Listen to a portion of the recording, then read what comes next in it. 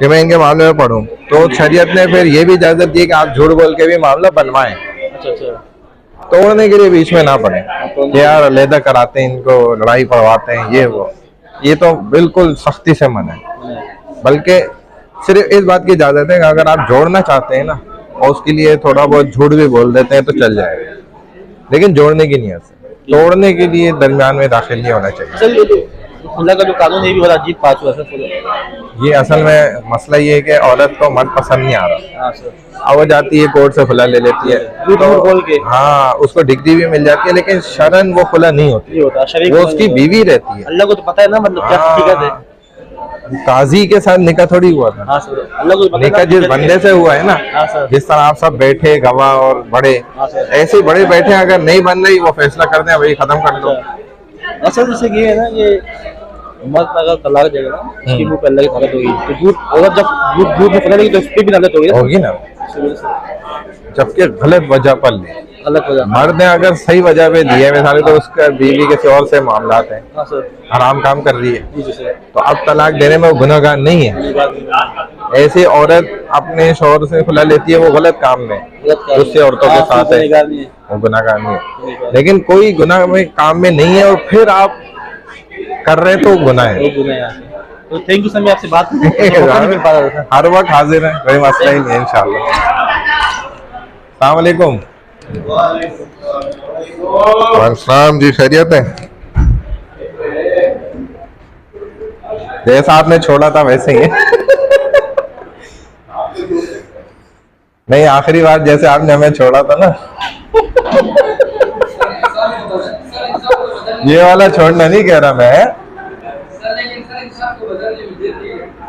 बदलने में तो वही तो बदला इन्होंने। पहले हम ऐसे कहा थे, यही तो बदला इन्होंने, और क्या किया। बदलने की तो पूरी कोशिश करिए। आ जाए अब वो अलग बात है, बदला कौन हम दोनों में से।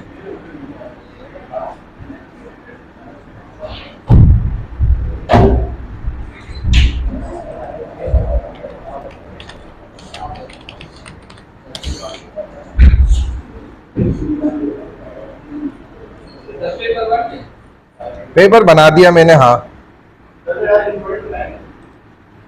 हाँ, एंड में इंशाल्लाह देखते हैं। वालेकुम जी, खैरियत से जी? ठीक ठाक है और मजे में तो बैठे।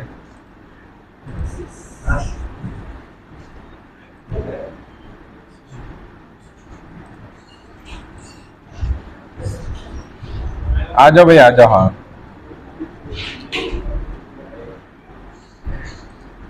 अच्छा जी, अल्हम्दुलिल्लाह वहदा वस्सलातु वस्सलामु अला मन ला नबिय्य बअद, अम्मा बाद, फ़अऊज़ु बिल्लाहि मिनश शैतानिर रजीम, बिस्मिल्लाहिर रहमानिर रहीम, हम्दन कसीरन तय्यिबन मुबारकन फ़ी, रब्बि इश्रह ली सदरी व यस्सिर ली अमरी वहलुल उक़दतम मिन लिसानी यफ़क़हू क़ौली, रब्बि यस्सिर व ला तुअस्सिर व तम्मिम बिल ख़ैर व बिका नस्तईन, या फ़त्ताहु या फ़त्ताहु या फ़त्ताह। देखो, पाकिस्तानी लैंग्वेजेस, जो पाकिस्तान में बोली जाने वाली ज़बानें हैं, मौजूदा इस वक्त पाकिस्तान में कई सारी ज़बानें बोली जाती हैं, पता है आपको अच्छी तरह।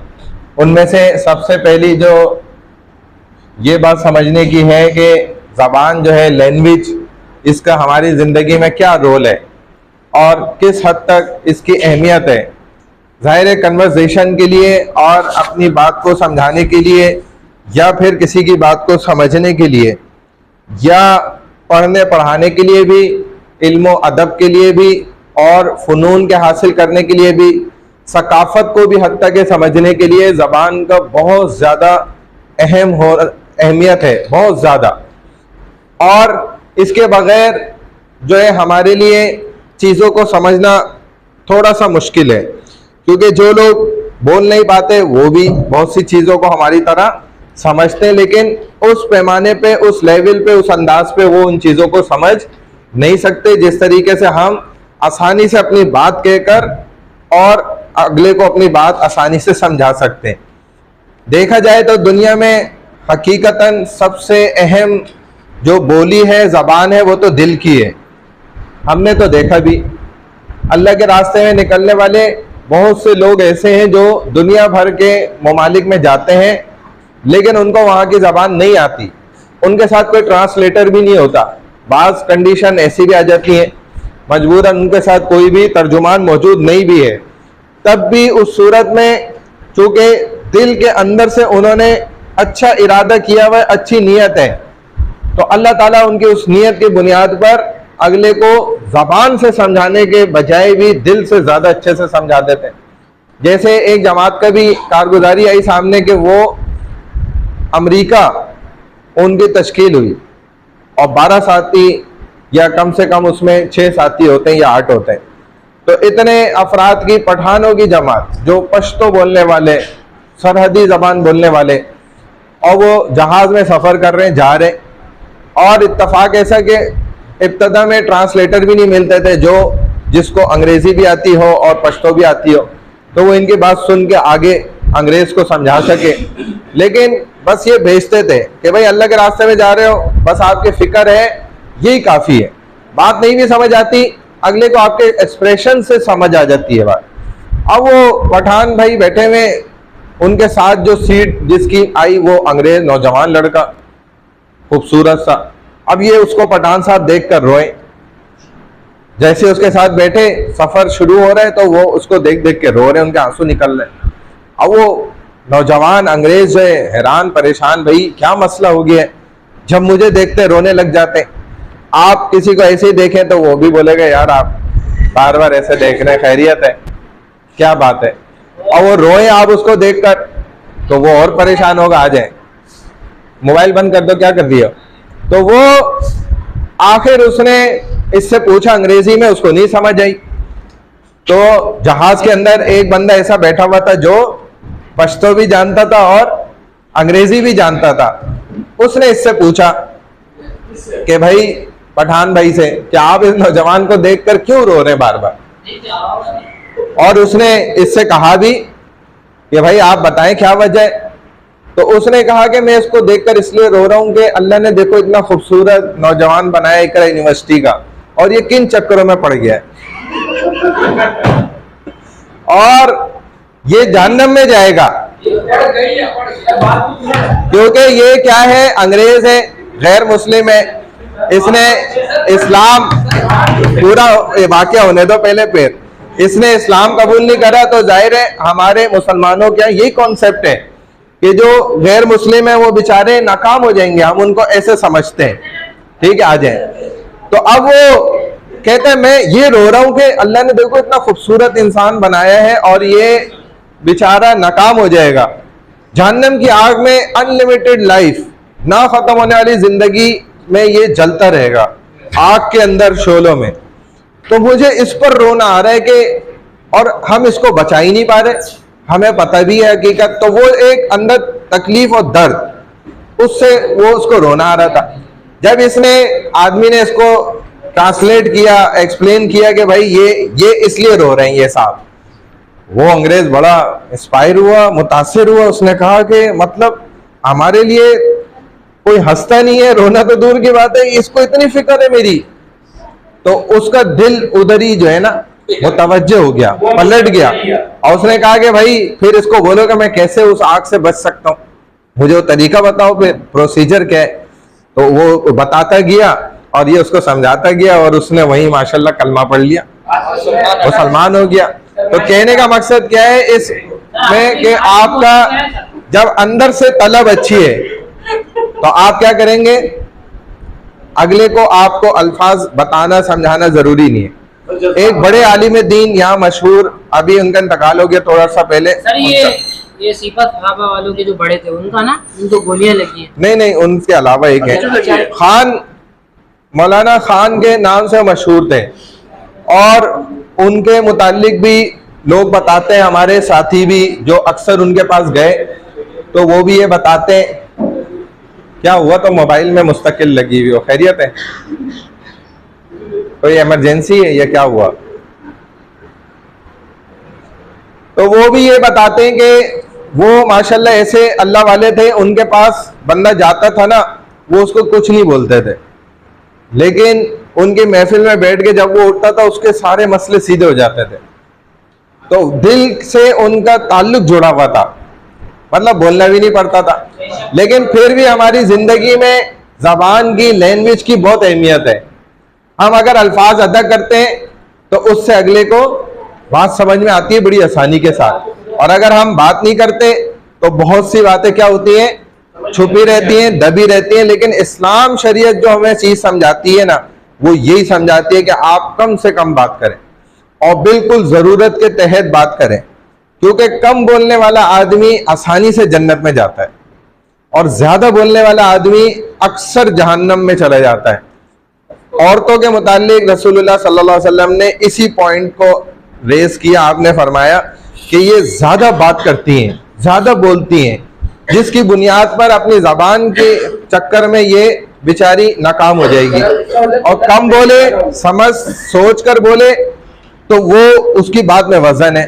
क्या सवाल कर रहे थे? आ जाए। आपने बोला वो पठान उसको देख के रो रहा था, ये कौन सी चक्कर में पड़ा हुआ? तो कौन सी चक्कर में पड़ा हुआ? मतलब वो गैर मुस्लिम था ना, मुसलमान नहीं था।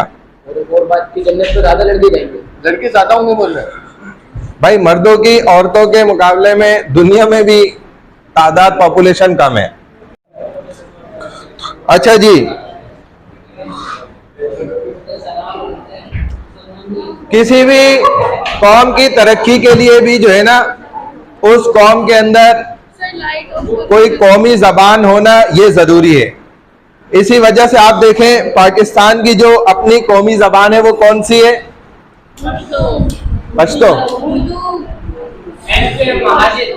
हमारी नेशनल लैंग्वेज कौन सी है? और उर्दू के साथ उर्दू के साथ इंग्लिश भी तो है। उर्दू प्लस इंग्लिश है। उसकी वजह क्या है कि बोल चाल के एतबार से हमारी कौमी जबान उर्दू है, लेकिन लिखत पढ़त के एतबार से हमारी सरकारी निजाम के अंदर जबान जो है वो अंग्रेजी है। बस है, आप जाएं, इसको कानून बनवाएं, किसी तरह पास कराएं। उसकी वजह ये है कि अंग्रेज आदत डाल के गया है, ऐसा कानून बना के गया है। तो अब इनको एक चपरासी को, एक ग्रेड वाले को भी अगर एक्सप्लेनेशन देंगे तो वो अंग्रेजी में देंगे, और वो आगे से मतलब ये बोल भी नहीं सकता भाई मुझे तो अंग्रेजी आती नहीं है, मैं तो जमादार हूँ, मुझे समझ ही कुछ नहीं आता, आप मुझे इसको उर्दू में दें तो नहीं देंगे। हमें तुम्हें समझाना ही नहीं है, सीधी बात। समझ आ गई? बस तुम, हाँ, ये गलत निजाम है। तो language is the media by which we express our ideas, emotion and feeling. It is a symbol and interpreter of human consciousness and intellect. Language is the only media of communication which makes it convenient for us to accomplish our objectives of human prosperity and well-being. Collective ideology and interest can only be understood and safeguarded by the help of common language. Urdu जबान चूँकि हर कौम को तरक्की करने के लिए और आगे बढ़ने के लिए, अपनी बात को समझाने के लिए एक जबान उनके पास होना जरूरी है जो अहम किरदार अदा करेगी। ठीक है ना? ये मोबाइल बंद करो, निकालो, उठाओ मोबाइल, आगे वाले को दो लॉक करके। बस अभी थोड़ी देर देख रहा हूं, अगर नहीं बाज आएंगे तो फिर आगे रखवाने पड़ेंगे, क्या करें। अच्छा, फिर इसी तरह इंसान अपने जज्बात, एहसासात, अपने जितने भी अफ़आल हैं उनका इजहार करने के लिए भी उसको किसी जबान की जरूरत पड़ती है। पाकिस्तान के पास जो अपनी नेशनल और कौमी जबान है, लैंग्वेज है, ये उर्दू है प्लस इंग्लिश भी है। तो उर्दू जबान हमारी बोलचाल के अंदर चल रही है, स्पोकन, और in written governmental structure system के अंदर जो है हमारे पास अंग्रेजी जबान चल रही है। Urdu is the national language of Pakistan and दस कैरीज, ठीक है, immense importance for every Pakistani. It is nearly 300 years old and was considered as the language of the Muslims. कि ये कई सारी तकरीबन 7 से 8 ज़बानें ऐसी हैं जिनको मिलाकर इसके अंदर बहुत से अल्फाज शामिल किए गए, जिसमें से बड़ा हिस्सा जो है उर्दू जबान के अंदर वो फारसी जबान का है, ये आपको पता होना जरूरी है।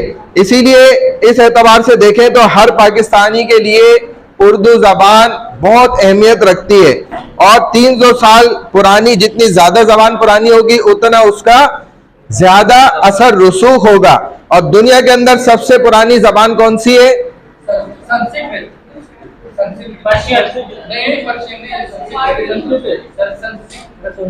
हाँ भाई, ओल्ड लैंग्वेज कौन सी है दुनिया में? सबसे पुरानी जबान संस्कृत है, अरबिक है। आदम अलैहिस्सलाम कहाँ से आए थे?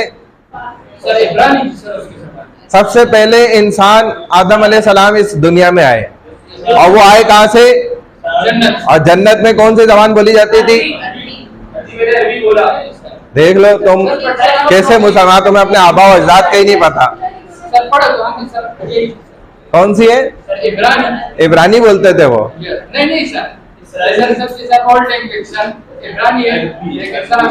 इब्रानी, फिर उनके बाद जो हजरत इब्राहिम अलैहिस्सलाम आए ना, वहां से इब्रानी जबान उनसे थोड़ा सा पहले से फिर चलना शुरू हुई, वो लोगों की अपनी बनाई हुई जबान, और वो मशहूर भी हुई बड़ी। तो अरबिक से सारा कुछ कन्वर्ट वहां हुआ, फिर आकर हमारे इस दौर में तकरीबन यूं समझ लो कि 250 साल पहले फारसी में सारा कुछ कन्वर्ट हुआ, हमारा दीन इस्लाम आ जाए, फिर ये दोबारा अरबिक के अंदर हो गया वापस। अब हमारे पास बड़ा मजमुआ जो है कुतुब का, वो फारसी और अरबिक के अंदर है, पर्शियन में है, ठीक है ना। तो इस तरीके से सबसे पहली जबान वो अरबिक है। हमारे यहाँ मुसलमानों की जबान उर्दू है, जिसमें हर बात को समझाया जाता है। बरसगीर के मुसलमानों ने उर्दू की तरक्की के लिए जो है ना बहुत कोशिशें करी थी। जब आ जाए, पाकिस्तान भी वजूद में नहीं आया था उस वक्त भी, और उनकी सकाफत ने मुकामी सकाफतों के हर पहलू को अपने साथ जोड़ा भी। मुसलमानों ने अपनी सकाफत को किस तरह जिंदा रखा? अपनी जबान की सूरत के अंदर जिंदा रखा। अच्छा, आगे देखें।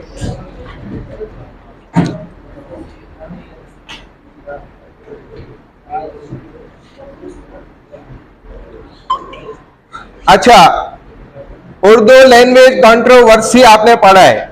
जब बरसगीर में हिंदू और मुसलमान साथ जिंदगी गुजार रहे थे, अंग्रेजों का अमल दखल हुआ, तो बहुत ज्यादा कंट्रोवर्सी लैंग्वेज को लेकर बहुत ज्यादा फैली, बड़े मसाइल खड़े हुए। अंग्रेज ने अपना जोर लगाया अपनी जबान को इम्प्लीमेंट करने का, लागू करने का, हिंदुओं ने अपना जोर लगाया, हत्ता कि उर्दू रस्मुल खत को भी इनकार किया। बहुत से उन इलाकों में, खित्तों में भी जहां मुसलमान रहते थे, वहां भी उन्होंने पढ़ने पढ़ाने की जगहों में भी, उन इदारों के अंदर भी कोशिश की कि उर्दू रस्मुल खत, उर्दू का लिखना, इस सब को खत्म किया जाए और कौमी जबान जो है वो हिंदी को बना दिया जाए। तो ये जो एक मसला बड़ा खड़ा हुआ, इससे बहुत ज्यादा फोकस जबान का हो गया, और फिर मुसलमानों ने सबसे ज्यादा ये कोशिश करना शुरू कर दी कि मुसलमानों की एक अपनी जबान उर्दू, जो कि अक्सर इलाकों के अंदर उस वक्त भी बोली और समझी जाती थी, उसकी हिफाजत करना शुरू कर दी। अब उसकी हिफाजत में उन्होंने उर्दू जबान को बहुत ज्यादा फरोग दिया, उसकी हिफाजत करी, और उसको ही हर जगह लागू करने के पीछे पड़ गए। दूसरी जबान जो हमारे यहाँ मुल्क पाकिस्तान में बोली और समझी जाती है, वो कौन सी है? पंजाबी जबान है। और पंजाबी जबान की भी अपनी एक तारीख है, ये ऐसी कोई हल्की फुल्की जबान नहीं है, ये मकसद बड़े बड़े नामवर लोगों की बोली है, वो इसमें बात किया करते थे। पंजाबी सूबा जो पंजाब की मुकामी जबान है, और आबादी और तरक्की के हवाले से भी पाकिस्तान का एक बड़ा सूबा है। पंजाबी जबान तकसीम से पहले ही जो है ना दिल्ली में, और इसी तरह धेरपुर में, पेशावर, जम्मू जो इलाके थे, वहां भी ये बोली और समझी जाती थी। पंजाबी बहुत आसान और समझने में भी बहुत आसान सी जबान है। तो की हाल है, तो आपको समझ आता है कि भाई इसमें खैर खैरियती पूछी जा रही है, ठीक है ना। तो कोई मुश्किल नहीं है, बहुत आसान है, थोड़ा सा जबान को टेढ़ा करें और बोल लें, कोई परेशानी की बात ही नहीं है। इसी तरह तारीख के मुख्तलिफ दौर के अंदर भी इसे मुख्तलिफ नामों से नवाजा भी गया है, जिन नामों से ये मशहूर भी रही है। बाबा गुरु नानक की भी अपनी जबान पंजाबी थी, वो इस जबान को जबान जट्टा भी कहा करते थे। इसका एक नाम जबान जट्टा, यानी कि जट्टा की जबान। जट एक जात है पंजाबियों की जो बहुत गहराई में इब्तदाई जातों में से है, तो इसीलिए इसको लैंग्वेज ऑफ पंजाबी जट्टा भी कहा जाता है। और वो इसको यही नाम दिया करते थे, कौन? गुरु नानक बाबा, जो पंजाबी जबान बोलते थे। और इसको हिंदुको के नाम से भी पहचाना जाता था, पंजाबी जबान को हिंद को। ये याद रखना जरूरी है, फिर एमसीक्यूज में आएगा तो मुझे नहीं कहना कि आपने बताया नहीं था। इसके आगे देखो सिंधी है। सिंधी जबान क्या है? लिखने के अंदर भी आपको पंजाबी मिल जाएगी। जैसे आप उर्दू में लिखते हैं भाई आपका क्या हाल है, तो आप यूं लिख देते हैं। अब तो माशाल्लाह हमारे तलबा को उर्दू लिखना भूल गए, नहीं लिखना आता।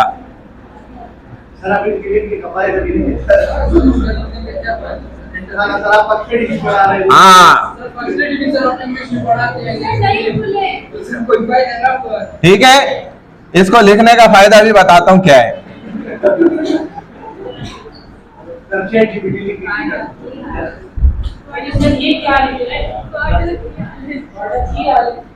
भाई बैठ जाओ, क्या हुआ?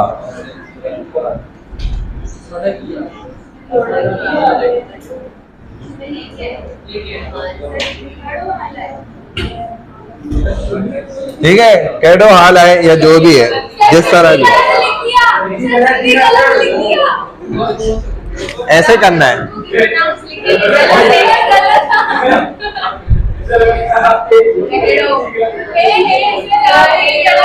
क्या गलत है ये? ऐसे करते हो? केड़ो को कैसे लिखा?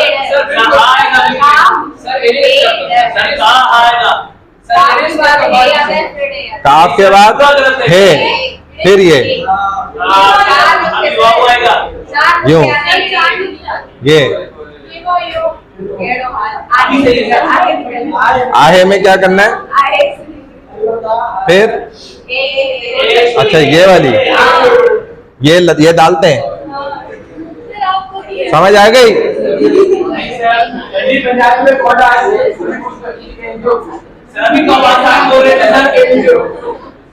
थोड़ा की हाल है तो बोलते हैं।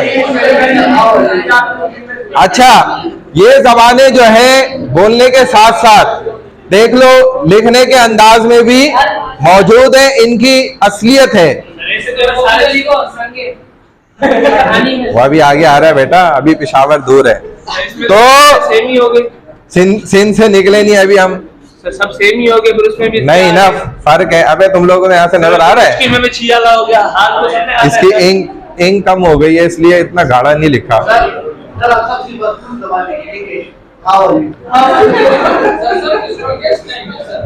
How are you?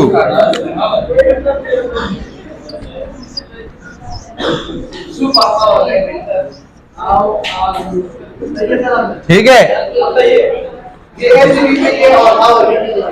बदतमीजी वाली जबान है अंग्रेजी जो है, लेकिन अरबिक सबसे अदब वाली जबान है।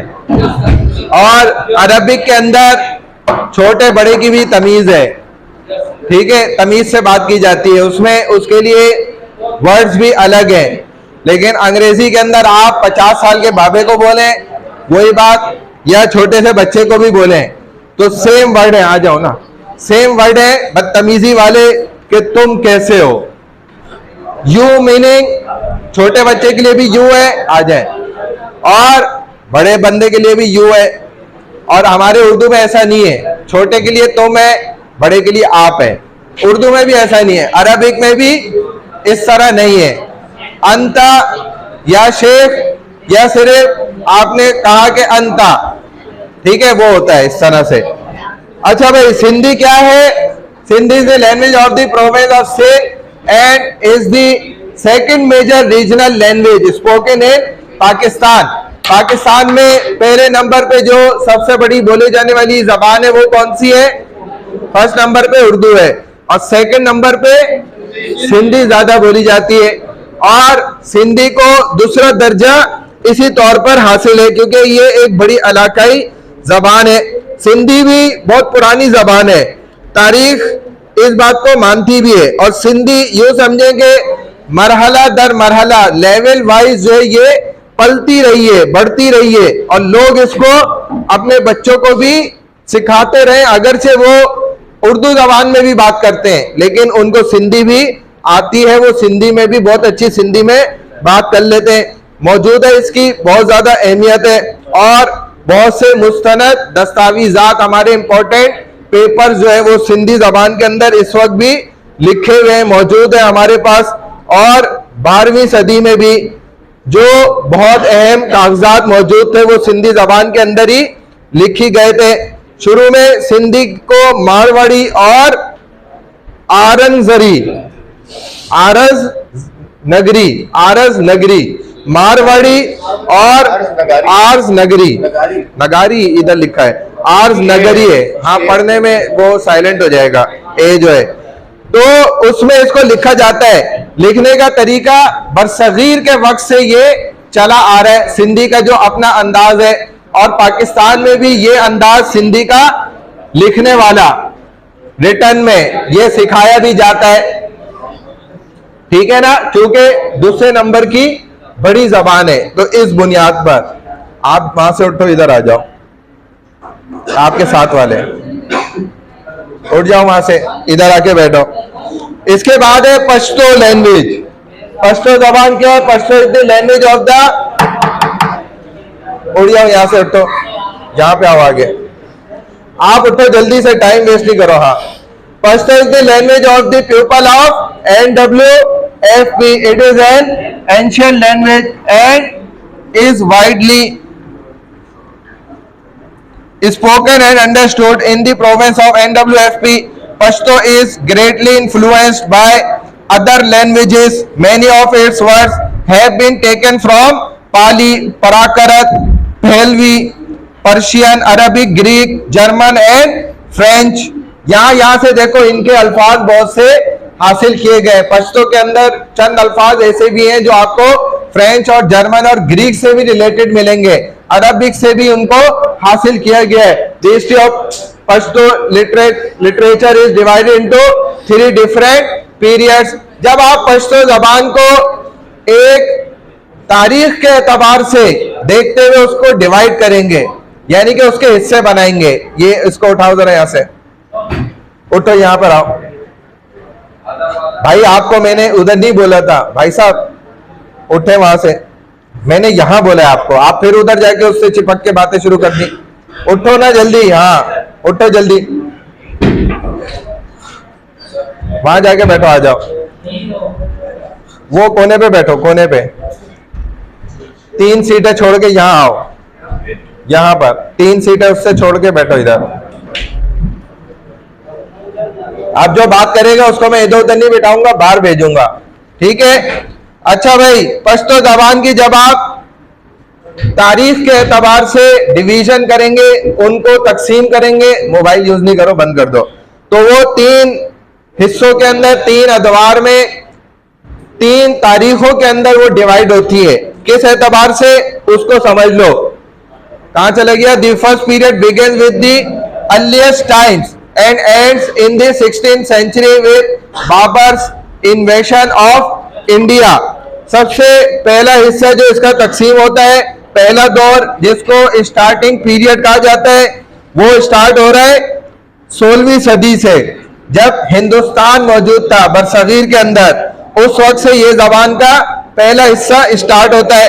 तो हिंदुस्तान पर हमले के साथ इसका वो दौर एंड हुआ, ये आपको पॉइंट पता होना जरूरी है।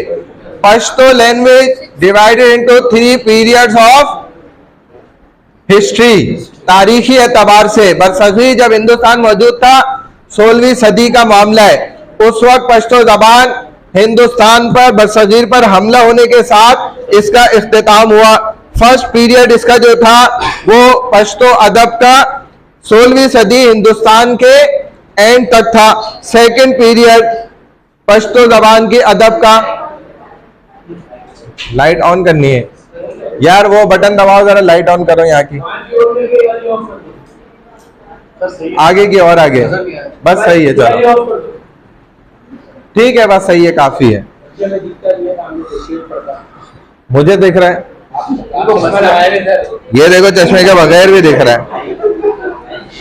फौजी ने बोला था आपकी 6x6, फौजी ने बोला था आप क्या है? नहीं नहीं, उसने मुझसे इतनी दूर से ही पढ़वाया था और चश्मे के बगैर पढ़वाया था। हाँ अभी की बात है, 2 महीने, 2 महीने पहले की बात है। रिलीजियस टीचर का मैंने दिया था, उसने कहा 6x6। हाँ सब क्लियर हो गया अल्हम्दुलिल्लाह।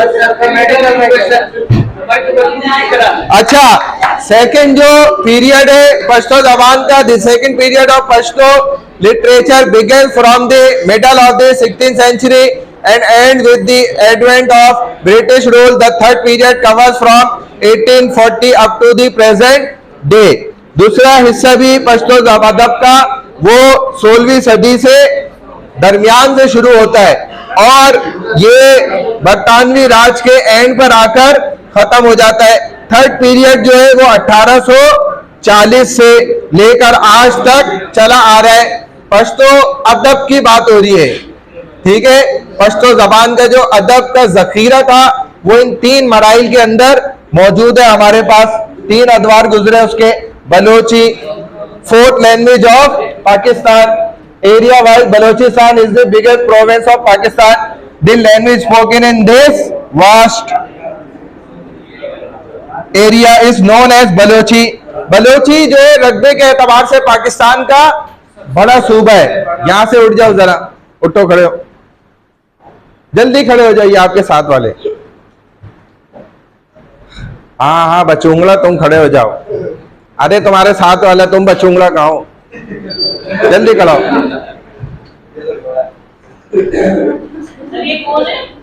यहाँ बैठ जाओ। अब इधर करोगे ना कोई लात मार के मैं बाहर निकालूंगा तुम्हें। इधर, वहां तक लात नहीं आएगी। यहां से मैं तुम्हें 2-4 लगा के बाहर निकालूंगा। करीब कर दिया मैंने दरवाजे से। ये मैं एग्जामिनेशन हॉल में भी ऐसे ही करता हूँ। नहीं, दूर बैठाया मैंने। तो अब यहाँ से बाहर जाओगे ना, यहाँ से बाहर निकालना आसान है। तो बच्चे चीटिंग करते थे या बच्चियां करती थी, तो मैं गेट के करीब बिठाता था और कह देता था अब आपने किया तो ये दरवाजा खुलेगा बस, और आप बाहर रोड पे जाके करें जो करना है। हाँ वो एग्जामिनेशन को मैं बोल के आया हूँ, आपके पास आएंगे स्टूडेंट, आपने उनको बिल्कुल ट्रू कॉपी देनी है। वो कह रहे थे भेज दिएगा, हम बिल्कुल रेडी रहते हैं, इसी चीज के लिए तो बैठे हुए हम, इसी बात की तो हमें सैलरी मिल रही है और क्या, बच्चों का भला ही करना है हमने। तो जिसको चाहिए मैं अलग ऐलान कह रहा हूँ, वो जाए उधर, मेरा नाम लें, भले मुफ्ती साहब ने भेजा है मेरा नाम भी ले लें और मैं बात कर ली है, बस आपका काम हो जाएगा इंशाल्लाह।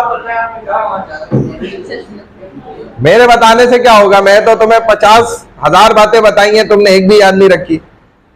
मेरे फिर बताने से तुम भूल जाओगे। मिस्टेक नहीं होनी चाहिए ना, काम बहुत हसास है। पक्का काम करो, जाके वो आपसे ट्रू कॉपी ले लेना। यही तो मैं कह रहा हूँ, चोरी थोड़ी है, आप डंके की चोट पे जाके ले रहे हो एग्जामिनेशन से, निकाल के दो भाई पेपर। चोरी है ये कोई? आप खुद जाके ले रहे हैं वहां से, जाइएगा, पता है ना एग्जामिनेशन कहाँ है। मैं लेके चलो, मेरे साथ चलना, मैं गेट तक मैं आपको पहुंचा दूंगा, आगे आपका काम है। हाँ हाँ मेरा नाम लेकर जाए, मुफ्ती साहब ने भेजा है, वो फाइनल पेपर दे दे हमें, ट्रू कॉपी।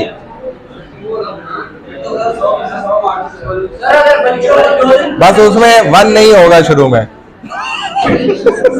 100 में से 100 में 1 नहीं होगा, 2 अंडे होंगे, ये याद रखना। बलोची, हाँ ना, बरोही इनका इलाका है और इसमें जो है ना, बरोही भी एक बलोची की शाख है। हाँ बोलते हैं वो बरोही जबान उनकी अपनी है। बोलते अपनी जबान है वो। अच्छा जी, तो बलूचिस्तान क्या है?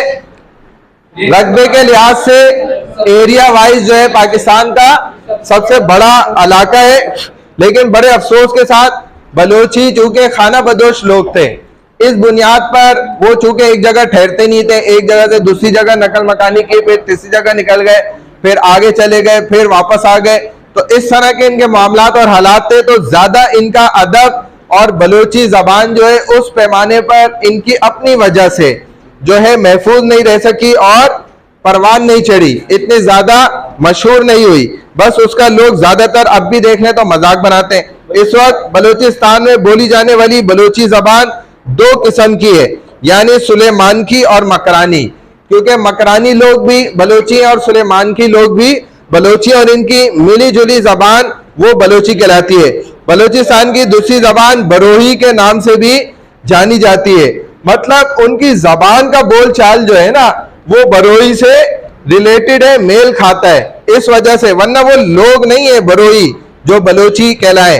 बाकी जिसे दराजों की जबान भी कहा जाता है, यानी कि दराजों की जबान कि ऐसा कि हर वर्ड को या लफ्ज को या सेंटेंस को आपने उठाकर अलग जगह पे रख दिया, ठीक है ना, उसको समझना हर एक के लिए मुमकिन नहीं है। जो उसकी हाव ना हो जानता हो, बलोची जबान सीखी हो उसने या उनसे बातचीत करी हो, चंद जुमले जानता हो और उसको समझ आते हो, तो वो इस जबान को समझ सकता है, वरना एक नया बंदा बलोची जबान को मुकम्मल तौर पे नहीं समझ पाएगा, उसको अंदाजा नहीं हो पाएगा।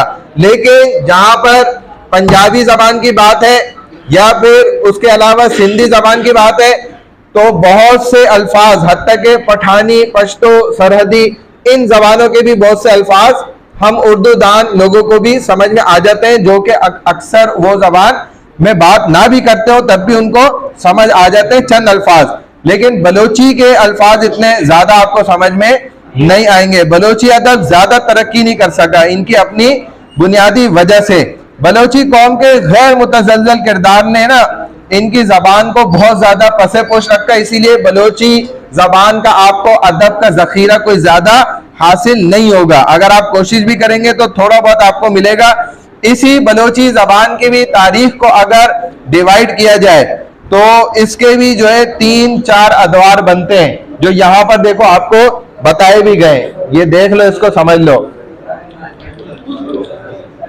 अच्छा जी, बलोची जबान का अदब जो है ये तारीख में 4 मुख्तलिफ अदवार पर डिवाइड होता है। बलोची जबान का अदब हिस्टोरिकल वाइज अगर देखा जाए तो इसका डिवीजन कितने किस्म पर है, क्या बता रहा हूं मैं क्या बता रहा हूं, उनसे पूछ रहा हूं, क्या बता रहे हैं? खामोश।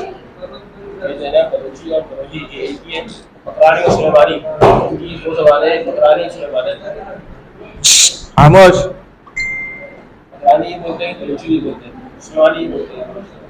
नहीं, आखिरी बात क्या बताई है मैंने, लास्ट वाली, वो तो हो गई पहले बात। खामोश हो जाओ। आखिरी लास्ट बात मैं क्या बता रहा था, यहाँ बलोची लिटरेचर से रिलेटेड क्या बात बताई है?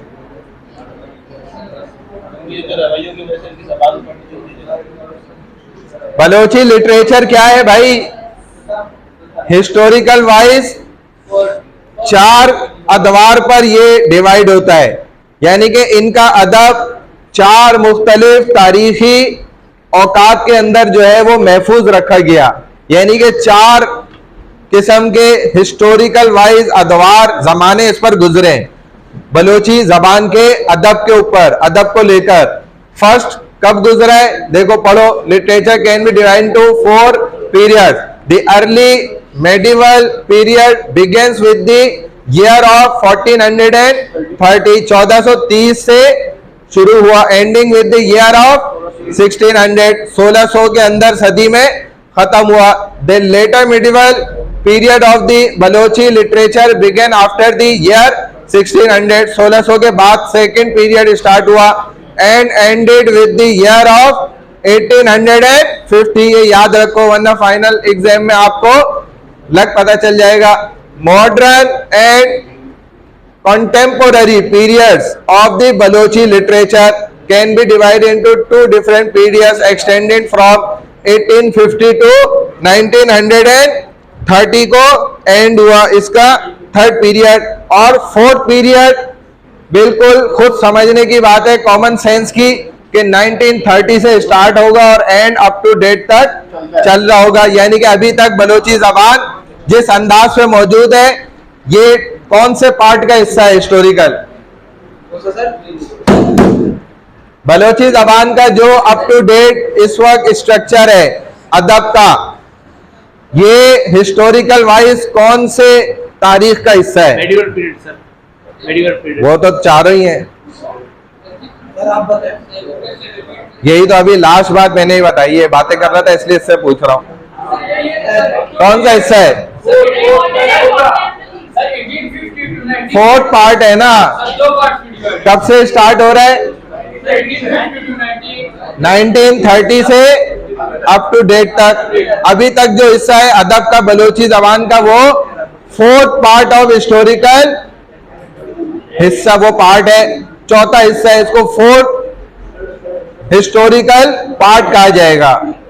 बाकी जो है, जो ये लफ्ज कह रहे हैं कि मेडिवल पीरियड है, वो तो चारों ही हैं, लेकिन इस वक्त जो मौजूदा चल रहा है वो आफ्टर 1930 का अदब का पीरियड चल रहा है, जो बलोची का है, इस वक्त तक मौजूद है हमारे पास। चलो भाई, अब ये बताओ मुझे कि कौन से स्टूडेंट ऐसे हैं जिनकी प्रेजेंटेशन नहीं हुई, वो हाथ खड़ा करें। जिनकी प्रेजेंटेशन नहीं हुई वो हाथ खड़ा कर लें। पेंडिंग है जिनकी प्रेजेंटेशन नहीं हुई, या मैंने उन्हें रिपीट करने को कहा था, या वो देखकर उन्होंने प्रेजेंट किया है तो मैंने नंबर नहीं दिए उनको, ये आपको खुद पता है, आ जाए। ठीक है, आपके अभी ले लेते हैं प्रेजेंटेशन। ग्रुप नंबर क्या है? ग्रुप नंबर क्या है?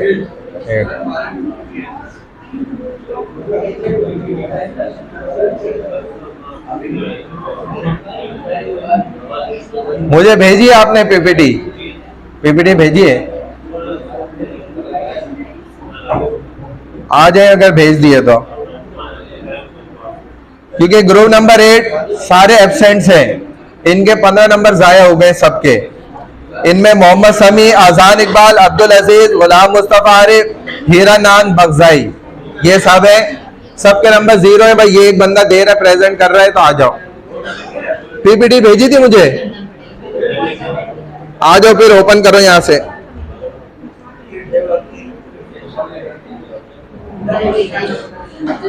बस ये आज लास्ट डे है, मैं आज यानी कि प्रेजेंटेशन का आखिरी दिन है, आज जो दे देगा हो जाएगी।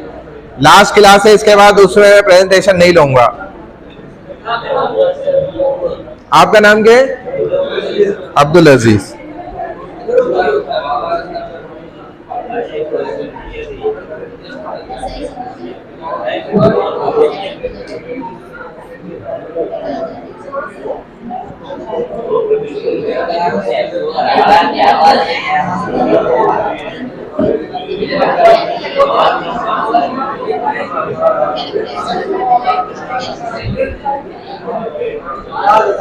ये आनंद जयशंकर विनोद सावान आप लोगों ने दे दी है ना।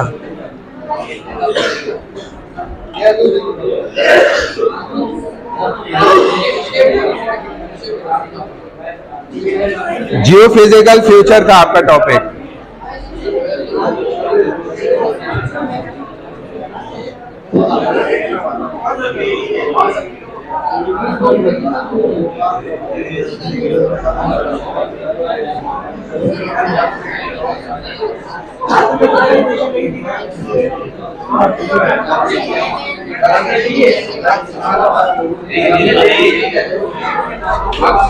देख कर दी थी आपने, देख कर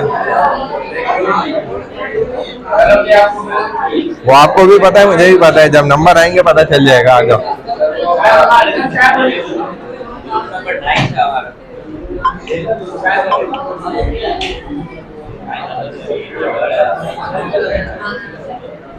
आ जाओ भाई, क्या हुआ, आ जाओ।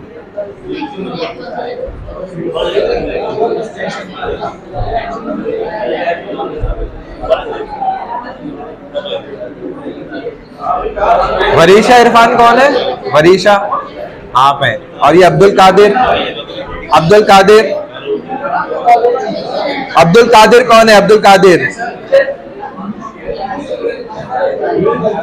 हाँ वो ओपन करें, ये खुला हुआ है ना ईमेल, यहाँ से वो डॉट पे क्लिक करें जो 6 डॉट आ रहे हैं।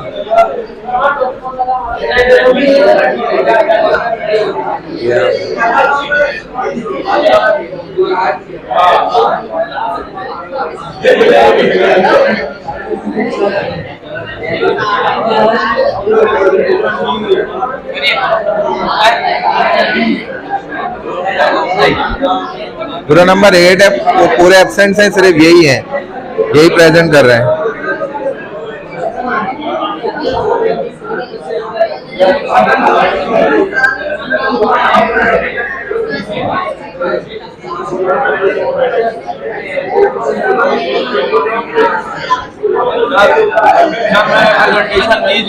बंदा नहीं आया था उसकी जगह सर, क्या करो? बंदा नहीं आया था उसकी जगह। कौन सा ग्रुप नंबर था आपका?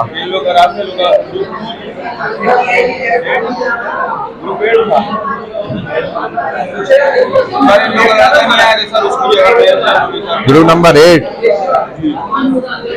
में आपका नाम थोड़ी है। नाम नहीं है सर, काम सर मैंने कराया था, मुझे तू कर ले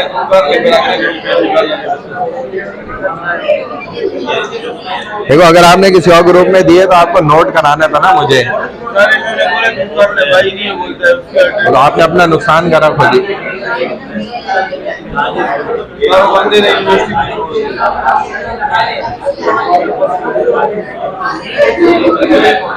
ग्रुप नंबर 8 में निकालता हूँ, रुको थोड़ा। गुलशेर, हम्माद, अब्दुल्ला शेख, असद, अब्दुल राफे। आप अब्दुल राफे? मेरा नाम हमजा शाह। तो आप इसमें है ही नहीं।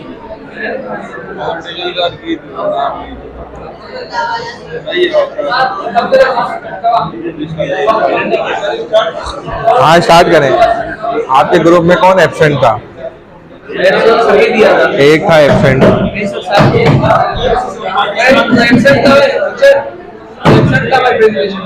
गजा खामोश।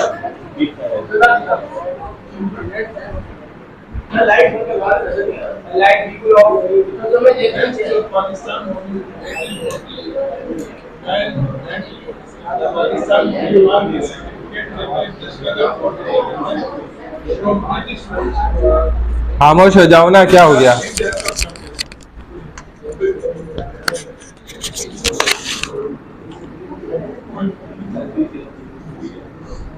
Background of British rule in India, East India Company. British control started with the establishment of the East India Company, which gradually expanded in the region. Impact of the India rebellions.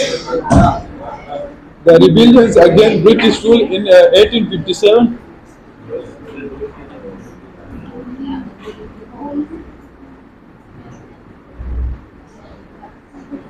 Leader and organization of the Pakistani movement, Muhammad Ali Jinnah. Muhammad Ali Jinnah, the leader of the All India Muslim League, played a crucial role in looking for a separate homeland for Muslim. India National Congress. Key figure like Muhammad were part of the India National Congress, which united India.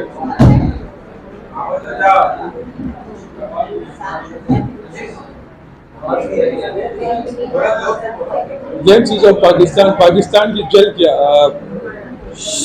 तहरीक पाकिस्तान ने जदोजहद के एक अहम जदोजहद निशान जद किया बरसग़ीर पाक व हिंद में बरतानी राज से आज़ादी।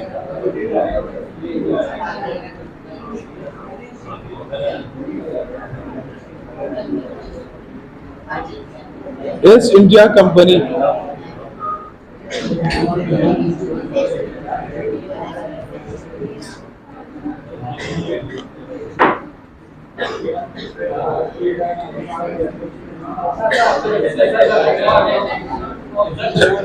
ईस्ट इंडिया कंपनी बरतानिया कंट्रोल ईस्ट इंडिया कंपनी के क़याम से शुरू हुआ, जो तारीख खत्म हुआ इक्के में अपना असर वसूल पड़ा। 1857 की हिंदुस्तानी बगावत के असरात में बरतानी राज के खिलाफ बगावत ने हिंदुस्तान की लड़ाई में एक अहम सुर्खी काम किया।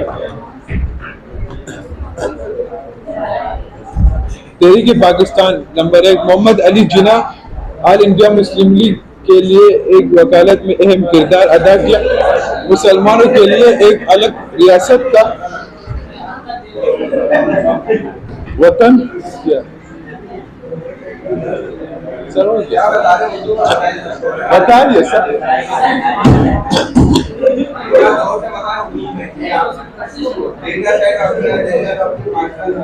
पाकिस्तान का मकसद सिर्फ जमीन के एक टुकड़ा हासिल करना नहीं है, बल्कि हम एक ऐसी इस्लामी निज़ाम कायम करना चाहते हैं जहां हम इस्लाम उसूल पर चल सके। मोहम्मद अली जिन्ना पाकिस्तान के लिए एक अलग वतन का मुतालबा किया। गेम्स ऑफ पाकिस्तान का मतलब ये है कि पाकिस्तान के जज और वैसे बता दें sir.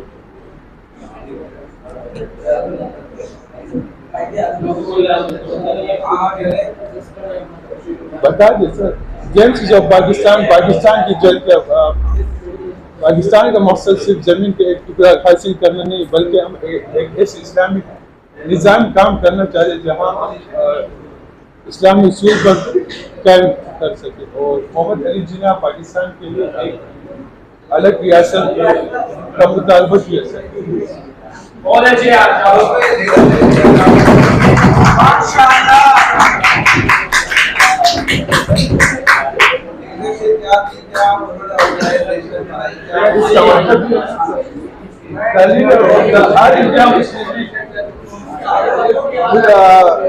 Mohammad Ali Jinnah all India Muslim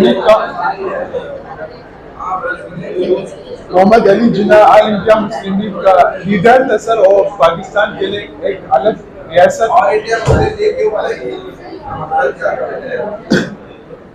इसलिए बनाई कि सर हमारा रस्म रिवाज और सब चीजें अलग उनसे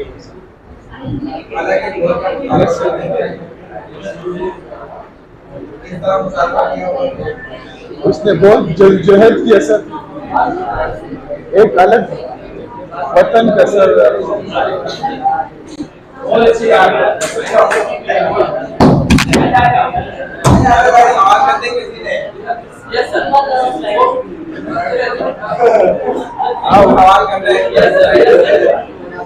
ये दूसरा पार्टनर का था सर, और लोग प्रेजेंट नहीं थे सर।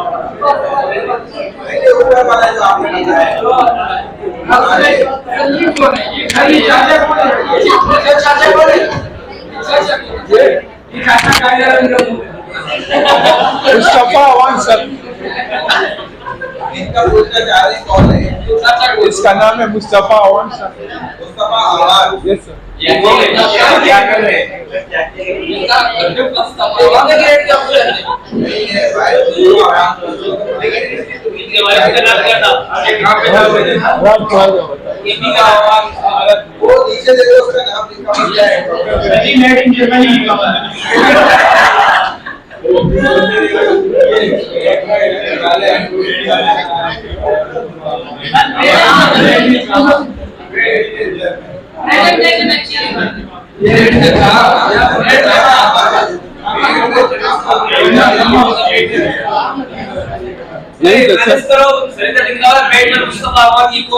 बंदे का नाम है ये बंदर सब ये नीचे लिखा है मुस्तफा अवान, आपका नाम तो अजीज है।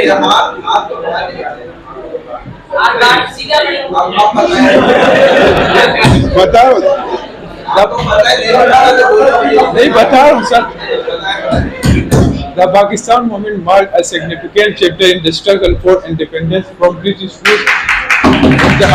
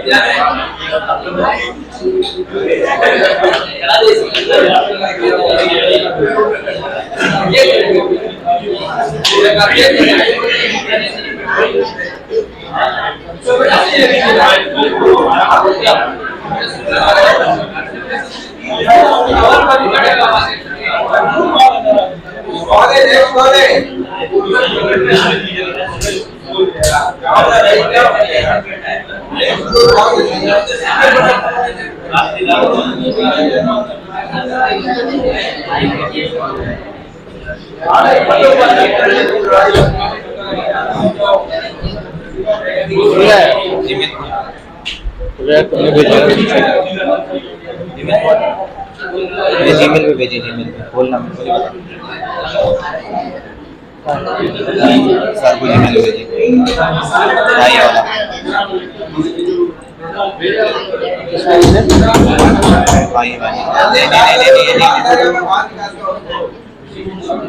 किस नाम से भेजी थी? मलिक शाहिद।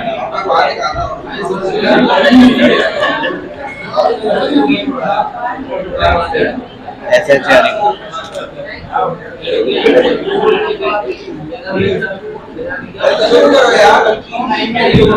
नहीं ऊपर मलिक शारिक लिख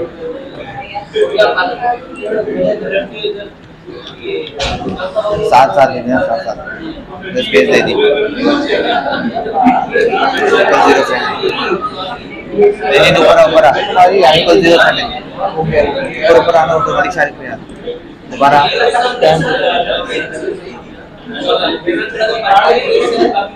अपना सेंड करिए।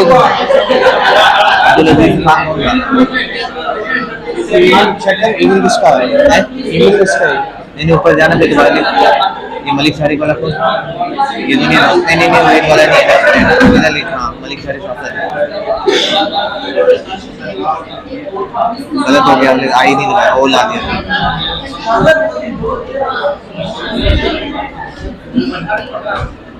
आगे जा शायद 0007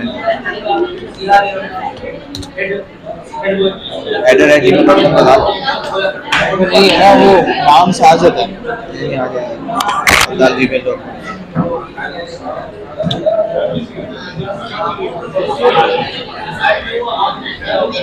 या इनबॉक्स में आ जाएगी, इनबॉक्स में सर वाली बॉक्स में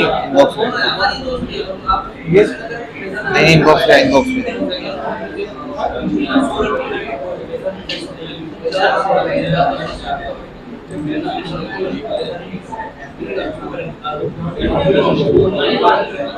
सर का ईमेल ही है, ऐसा नहीं कि गलत ईमेल भेज दी हो, ये गलत ईमेल है।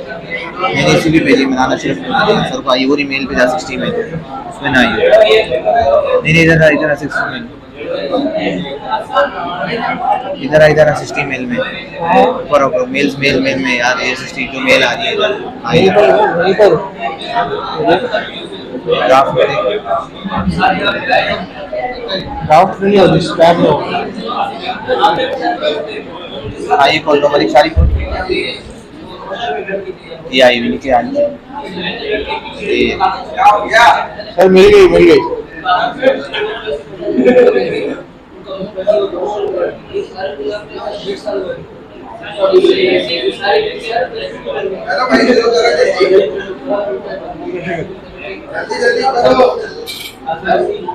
यहीं से शुरू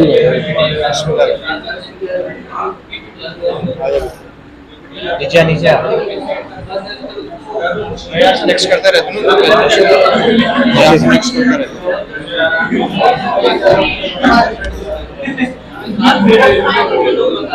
नीचे और नीचे पॉलिटिकल में जा बल्कि बड़ी पैन जाता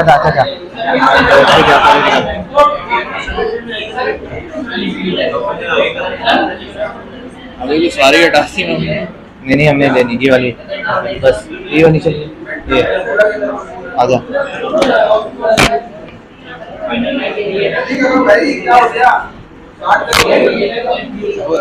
हेडिंग का नाम है, हेडिंग का नाम दे रहे हैं ताकि फोटो क्या बोलते हैं। Assalamualaikum, my name is Manish. I will tell you about my political basically the basic recommendation is very revised. Prime Minister Nadi Modi government to December 2015. Head of state shall be a Muslim.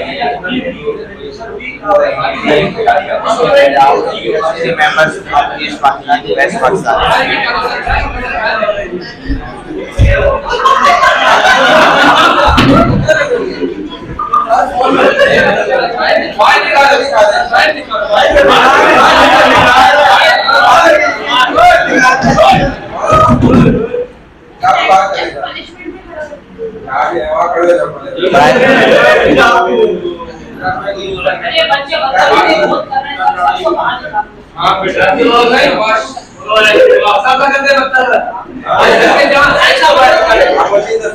Prime Minister Khwaja Nazimuddin introduced recommendations in 1952 in including the idea of Muslim head of state representation, best of religions, minority inclusion a committee. However, in 17 April 1953, despite having parliament majority, Khwaja Nazimuddin, general governor of Ghulam Muhammad, due to economic issues, and Muhammad Ali Bokra was appointed as prime minister. Khwaja Nazimuddin contested the dismissal, considering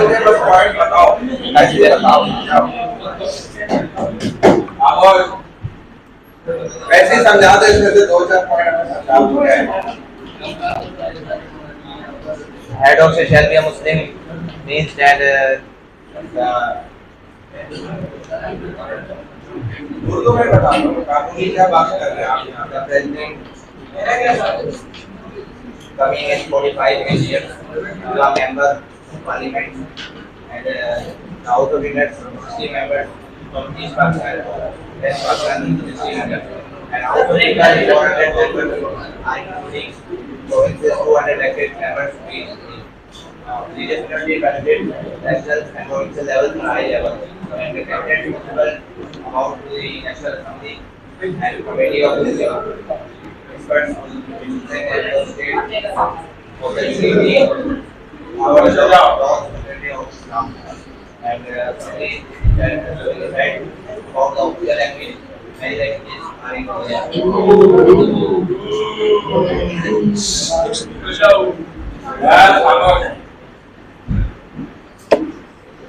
One university means that the federal government arranged for provinces from West Pakistan, and Muhammad Ali Bokra was introduced in 1985. To Pakistan, the fourth East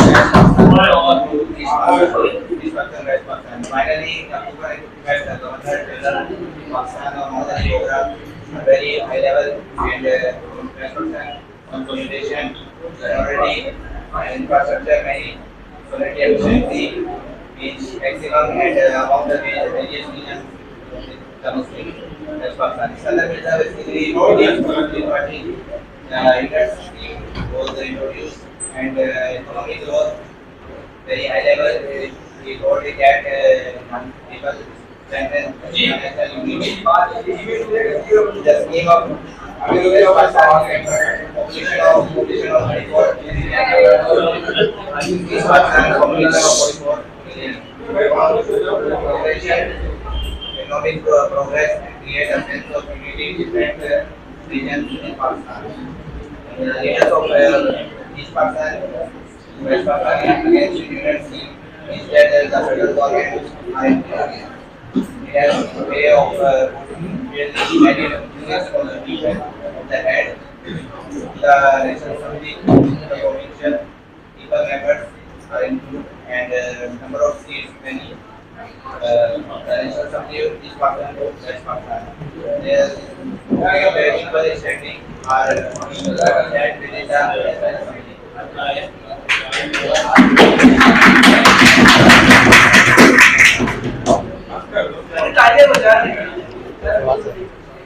next कौन है next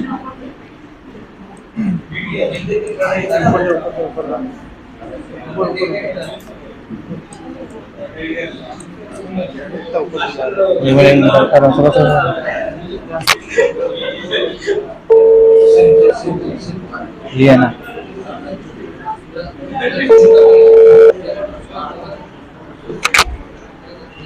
basically भाई constitution में ये था कि हमारे constitution के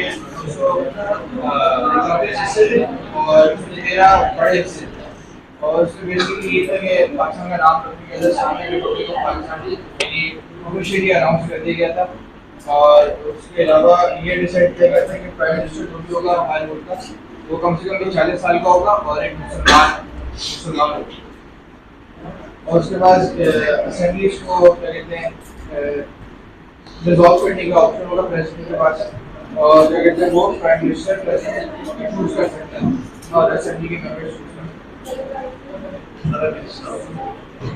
हैं। हमें बड़ा यार सब पाकिस्तान आजाद हो गया तो पहले पाकिस्तान दो से वेस्ट पाकिस्तान था ईस्ट पाकिस्तान का जो प्राइम मिनिस्टर था वो यहाँ पर सुहरावर्दी और उसको डायरेक्ट अपने साइड की बंगाली के लिए और पावर चाहिए तो इसलिए वो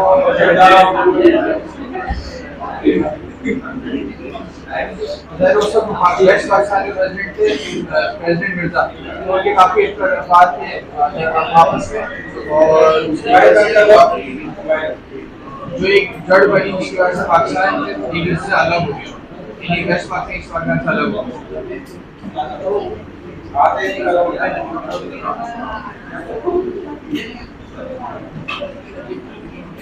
1958 में प्रेसिडेंट मिर्जा को काफी मुश्किलात का सामना करना पड़ा आवाम से और वेस्ट ईस्ट पाकिस्तान से उसके दौरान क्या कहते हैं अयूब खान को जो है वो सारे पावर हैंड ओवर कर दी और उसके बाद से क्या कहते हैं पाकिस्तान की पॉलिटिक्स में आर्मी के ने बड़ा रोल प्ले किया माशाल्लाह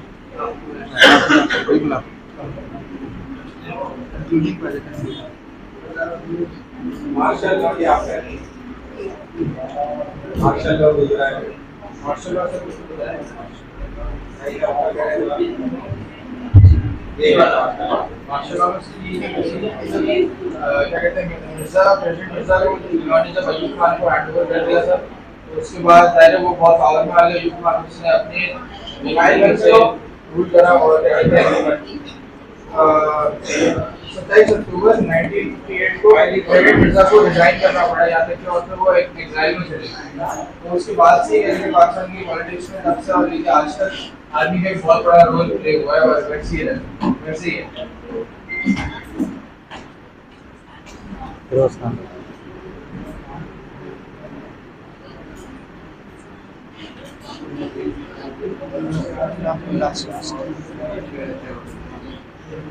मुझे पाकिस्तान को काफी मुश्किल फेस करनी पड़ी इकोनॉमिक तौर पे हिंदू से मुसलमानों से अपने अंदर ही और ब्रिटिश से भी बहुत मुश्किल फेस करनी पड़ी but in the end Pakistan यानी जज्बा था और उसकी बुनियाद पर क्या कहते हैं हिम्मत और जद्दोजहद करके अपने एक अपना सोच हासिल किया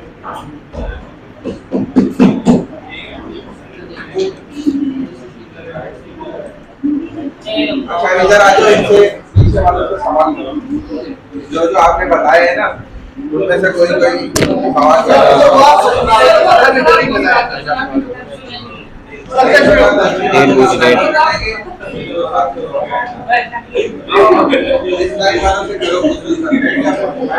इसके अंदर मिर्जा का रोल क्या था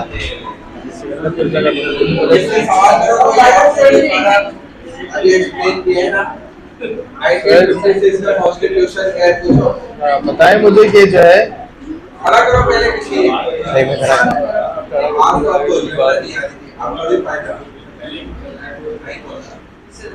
आगे कर रहे थे आप लोग चलो भाई सवाल कर रहे हैं खड़ा करो ये आप बता दें व्हाइट कॉन्स्टिट्यूशन के कितने हिस्से हैं और उसमें कितने रूल हैं तो मैंने आसान से मुझसे कितने रूल है और कितने पार्टीशन है कॉन्स्टिट्यूशन पहला पॉइंट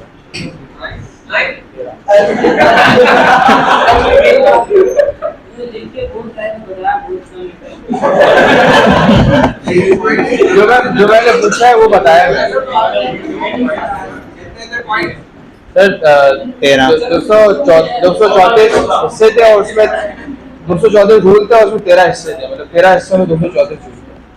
और बंगाल कैसे डिस्ट्रीब्यूट हुआ था वो बताया भी आप कैसे हुआ था।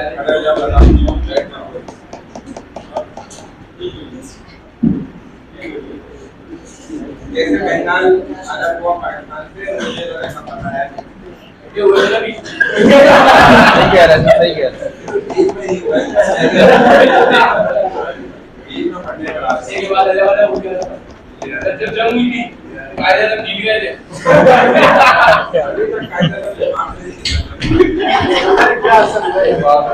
नोट पे हुए ना कायदा तक ने तो लड़ाई की है, ठीक है, डिफेंड की है, लेकिन तो काफी लड़ाई तो बोल रहा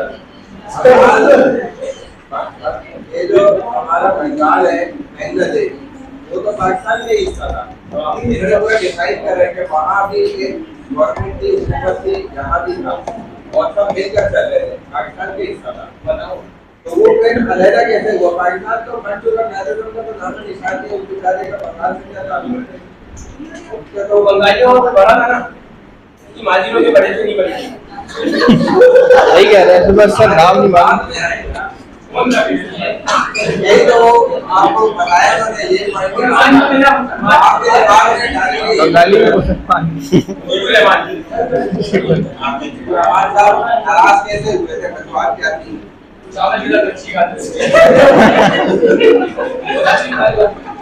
ये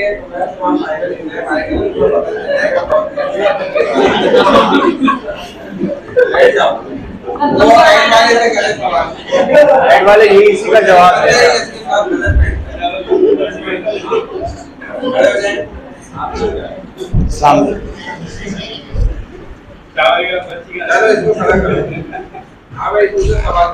यही सवाल है जो उनसे यही वक्त बता दें तो। बांग्लादेश पहले पाकिस्तान के साथ जुड़ा हुआ था, जिस तरीके से इनका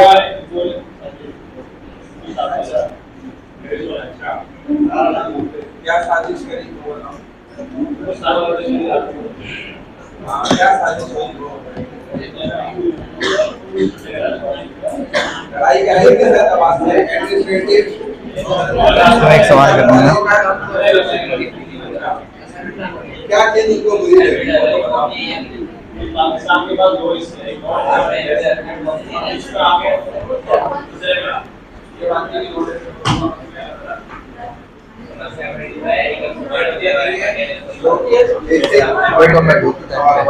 किसी को पता ही नहीं बांग्लादेश कैसे सेपरेट हुआ था?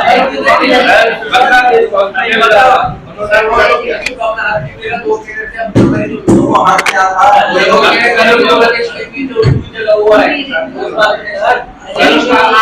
बंगाली ने मुताबिक ये नहीं कि हमारी जबान को इम्प्लीमेंट करा जाए, कौमी जबान बनाई जाए बंगाली को, उन्होंने ये कोई मुताबिक नहीं किया। उन्होंने अपने बंगाल के अंदर सिर्फ अपनी जबान को इम्प्लीमेंट करा, कानूनन वो लागू थी, वहाँ बंगाली बोली जाती थी, तो आप कैसे वहाँ पर उर्दू के ऊपर थोप सकते हैं? वो तो मसला ही नहीं था। हाँ, जब इंतखाबात हुए ना तो उसके अंदर ज्यादा वोट जो पड़े वो बंगालियों के सरबराह को मिल गए। तो अब कानूनी तौर पे और सियासी तौर पर देखा जाए पाकिस्तान के कॉन्स्टिट्यूशन वाइज, तो अब हुकूमत बंगाल की बननी चाहिए थी, क्योंकि उन्होंने जब ज्यादा सीटें जीत ली तो वज़ीर आज़म उनका बनेगा। लेकिन इधर से हमारे सियासतदानों ने फिर धांधली करी, 2 नंबरी करी, और उस वक्त के सियाने लोगों ने, समझदार सियासतदान भी जो थे या उसके अलावा भी थे, मजहबी लोग भी थे, उन्होंने भी बड़ा समझाया कि भाई ये आप गलत कर रहे हैं, ऐसा नहीं होता। अब अगर बंगालियों में से वज़ीर आज़म मुंतखब हो रहे हैं, सीटें उन्होंने जीत ली ज्यादा, आपको क्या मसला है? उनका वज़ीर आज़म बनने दे। लेकिन इन्होंने बनने नहीं देना चाहते थे, बनने दिया भी नहीं गया। उस बुनियाद पर जब वो एक धांधली स्टार्ट हुई खुली, तो फिर बंगाली जो है आपसे मुनाजिर हो गए। हमारे यहाँ मशहूर था कि ये 4-4 फीट के लोग ये क्या तरक्की करेंगे और ये क्या काम करेंगे और उनकी बुराइयां भी हुई, फिर ये फैल गई चीजें। तो उसकी वजह से क्या नुकसान हुआ बड़ा कि बंगाली हमसे नाराज हो गए और उसी बुनियाद पर वो सेपरेशन हुई बंगाल की पाकिस्तान के साथ, अलग हो गए। आज समझ आ गई, ये पॉइंट था। सर ये इलेक्शन कौन सा, और कोई सवाल करना है? कौन सा इलेक्शन नहीं, मेरे ख्याल है 1956 के या 1931 सर जब भाई कोई सही मुझे एग्जैक्ट वो डेट नहीं याद है। हाँ, लेकिन उसके अंदर जो ये मामला हुए ना वो बुनियादी बंगालियों के हमसे नाराजगी। सर ये हमारा एक सवाल इस्लामी रिपब्लिक ऑफ पाकिस्तान ये तो ये पाकिस्तान है। सिकंदर मिर्जा का रोल क्या है इसमें? सही है ना? हम तो अमेरिका में रहना ईस्ट है, हम तो यूके के हम यूनाइटेड स्टेट के और चलो और कोई सवाल है? सिकंदर मिर्जा का रोल क्या था? सिकंदर मिर्जा का रोल क्या था? वो मोबाइल वाले भाई बोल रहे हो ये आपसे कुछ पूछ रहे हैं, खड़े होकर जल्दी देख लो इनको सब भाई। हाँ भाई माशाल्लाह क्या पूछ रही है? मिर्जापुर में क्या रोल था? सिकंदर मिर्जा का क्या रोल था पाकिस्तान के बनने में या पाकिस्तान बनने के बाद? सिकंदर मिर्जा कौन थे बताओ? आपने से पढ़ा होगा ना सब, सबसे बात नहीं पढ़े नहीं पता कौन है? कौन है? किसी और से पूछ लो, खड़े रहो भाई। तो ऐसे तो मैं तुम्हें सारा दुनिया जाकर पता है, किसी और से पूछे। ये लड़कियों को खड़ा करें, ये भी बातें कर स्टार वाली को खड़ा करें, खड़ी हो जाओ। किसका कलर मैच कर रहा है? सवाल करें इससे, बताओ भाई। सिकंदर मिर्जा का रोल क्या था? उनका रोल क्या था?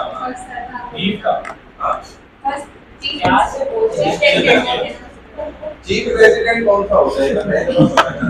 अमेरिका में होता है। सम्राट है। नंबर माइनस करेगा।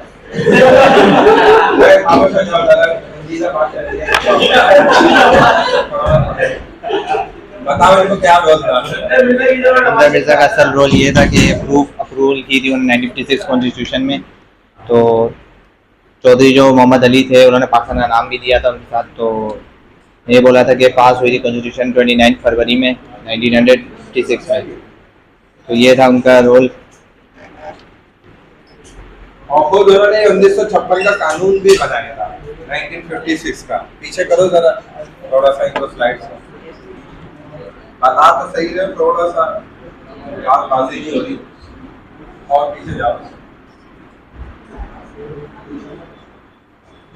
ये रहा Sikandar Mirza rule. Sikandar Mirza designated Chaudhry Mohammad Ali as prime minister trusting him with the responsibility of crafting the constitution ultimately on February 1956. The constitution assembly successfully passed the constitution bill. तो कानूनी एतबार से उस बिल को जो है पास करवाना ये भी अहम रोल होता है और इतना आसान काम नहीं होता। तो इन्होंने कानूनी एतबार से उसके अंदर ऐसे पॉइंट रखे कि जो बिल क्लियर हो सकता था, यानी कि उसको पास किया जा सकता था। इसके अंदर अहम रोल इसके अंदर मिर्जा का था। और वो जो टोटल ये पॉइंट बने थे ना, आगे करना, अगली स्लाइड लाओ जरा। ये देखो इस बिल के अंदर टोटल ये 13 पॉइंट थे और आगे है क्या? 14 है, आगे है देखो 13 है। आगे चलो थोड़ा सा और ये 13 पॉइंट है इस कॉन्स्टिट्यूशन में 1956 के जो जिसको पास कराने के अंदर सिकंदर मिर्जा का अहम रोल था। इन पॉइंट्स के अंदर जो अहम पॉइंट था वो सबसे बड़ा यही था कि जितने भी कानून बनेंगे पाकिस्तान के वो कुरान और सुन्नत के अहम मुताबिक हुआ करेंगे, उसके खिलाफ भी करेंगे। ठीक है ना? ये अहम कानून था जो सिकंदर मिर्जा ने पास करवाया था और ये बहुत बड़ा कानून था। उसी के मुताबिक अब तक जो है ना फिर इस पॉइंट को लेकर कादियानी भी काफिर करार दिए गए। उसके अलावा बहुत से जमातें अब तक जो है वो गैर मुस्लिम करार दी जाती रहती है। वो अगर ये कानून नहीं बनता तो फिर ये सब भी अपने आप को मुसलमान और इस्लाम में नाम लेवा बनते और इस्लाम इससे बदनाम होता, इस्लामी चीजों से बदनाम होता है। तो उसको रोकने वाला जो कॉन्स्टिट्यूशन पॉइंट है 1956 का, इसमें इसके अंदर मिर्जा का अहम रोल है इन कवानीन को पास कराने में। वो एक ये पॉइंट है 12 नंबर पे, आप देखते हैं, no law would be pass against the teaching of the Quran and Sunnah. Quran और हदीस के खिलाफ कोई भी कानून नहीं बनेगा। उसके बावजूद भी बहुत से कानून कुरान हदीस के खिलाफ बने बगैर भी अमल दरामद हो रहा है उन पर, यानी अमलन उन पर अमल किया जाता है जैसे कि सूद का मामला है। लेकिन ऐसे आंखों में पट्टी बांधी गई है और बिल्कुल ना इंसाफी पर उतरे हुए पाकिस्तान के ये ओहदेदार जो बड़ी सीटों पर बैठे हुए या जुडिशरी निजाम के अंदर मौजूद है, इस सब में इनकी पकड़ है। क्योंकि इस कानून को क्यों नहीं सीधा किया, उसका मोबाइल पर पीछा लेगा। बात समझ में आ गई? तो जब कुरान सुन्नत के खिलाफ अमल हो रहा है तो इसके जिम्मेदार वो हैं, ये लोग तो अच्छा काम करके चले गए। जो निजाम है उसमें मुताबिक जितना कर सकते हैं उन्होंने मेहनत कर ली। और कोई सवाल है तो कर दो। चलो भाई ठीक है।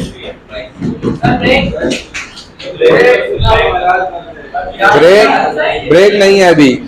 सर मेरा ग्रुप 10 में नाम डाल दें, क्योंकि मेरे पहले दूसरे उसमें था, आप ग्रुप 10 में डाल दीजिएगा मेरा नाम। ग्रुप नंबर क्या है? नंबर 10 में मेरा इनके साथ नाम डाल दीजिएगा। इनका नाम है मलिक शारिक।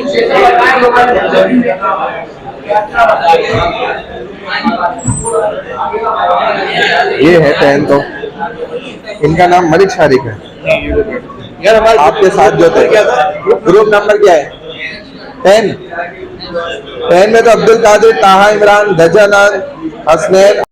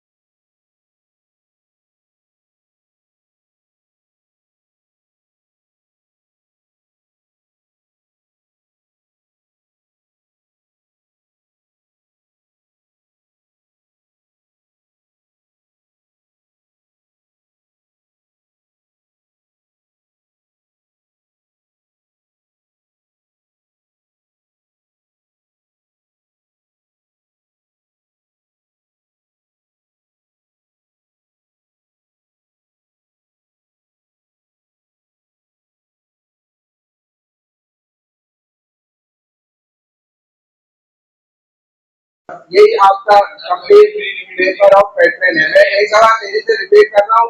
4 सवाल है, 2.5 घंटे का टाइम है। पहला क्वेश्चन आपका सूरह हुजुरात है जो 18 वर्सेस है 18। आपने 3 अखबार से तैयारी करनी है। अरबिक, उर्दू, इंग्लिश ट्रांसलेशन को एक कर लो, फिर स्पेसिफिक वर्ड आपको खुद पॉइंट आउट करने आते हो, उनके मीनिंग बता सको। सेकंड क्वेश्चन जो है ये शॉर्ट क्वेश्चन आंसर है जिसमें women rights, rights of equality, rights of equality मैं शायद बताना भूल गया था, राइट्स ऑफ इक्वलिटी भी है। इसी तरह अमर बिल मारूफ नही अनिल मुनकर, फैक्ट्रेन ऑफ दावत, ये 2 मैं इंशाल्लाह नेक्स्ट क्लास अगर विजिट करूंगी ऑनलाइन में जैसे भी करी हमने उसमें पढ़ा दूंगा इंशाल्लाह। फिर वुमेन राइट्स भी इसी में। अच्छा आगे थर्ड क्वेश्चन जो है वो आपने जिहाद, उसके टाइम, वॉर, लड़ाई जो होती है जंग, और जो एक गज़वा होता है उनका इनके आपस में डिफरेंस क्या है। फिर शहीद की आगे टर्मिनोलॉजीज है, वहां पर जो शहीद नहीं होता उसका हुक्म क्या है, वो सारा कुछ। बदर, ओहद एंड खंदक इस एतबार से स्टार्टिंग से एंड तक, यानी कि काउंटिंग से लेकर रिजल्ट अनाउंस होने तक, नतीजा जो निकला, रीजन क्या थे इन लड़ाइयों के। और फोर्थ क्वेश्चन आपका एमसीक्यूज पर है, 10 एमसीक्यूज है, इक्वल मार्क्स है, हर एक एमसीक्यू 1 नंबर का है। अगर पेपर में कोई चेंजिंग नहीं हुई तो यही है जो मैंने बताया, वही तो मैं नेक्स्ट वीक बता दूंगा। इससे अंदर रिलेटेड जो है आपके पास सूरह हुजुरात है और वुमेन राइट्स भी है। फिर 3rd नंबर पे जो है आपके पास जहाँ पर बैटल्स है, बदर, ओहद और खंदक भी है। ठीक है भाई, यही है। वाक़िअ दावाना अल्हम्दुलिल्लाह रब्बिल आलमीन। क्या कह रहे हैं?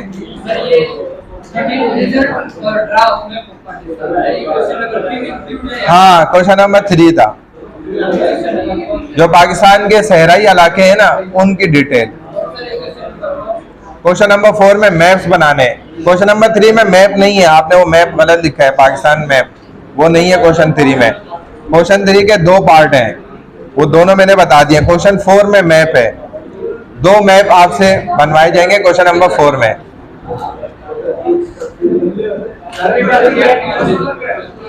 भाई मैं अभी भी दोबारा पूछ रहा हूँ, कोई स्टूडेंट का प्रेजेंटेशन रह गई है, मेरे पास तो नाम लिखे हुए हैं, अगर वो देना चाह रहे हैं तो अभी दें, वरना कोई मसला नहीं है। अटेंडेंस हो गई, पेपर जो चलाया था। भाई ये लड़कियां आप अपना एक पेपर पे लगा लें अटेंडेंस, आप लोग एक पेपर अपना बनाए, यहाँ से एक पेपर आप लोग बना लें। आप अब दोनों अपना नाम इनको लिखवा दें, उन दोनों का नाम भी लिख लिएगा, वो जो 2 लड़के हैं।